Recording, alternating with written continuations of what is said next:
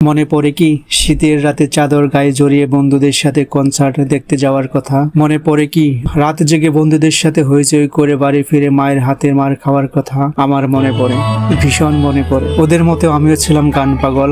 এলাকায় যেখানেই কনসার্ট কিংবা গানের আসর হতে চলে যেতাম সেখানেই।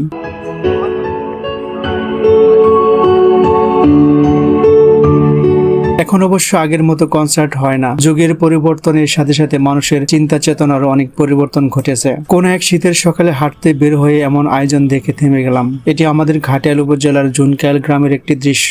শীতের মধ্যে কই যান? এদিকে কে আড়াইছে? মুজা আড়াইছে।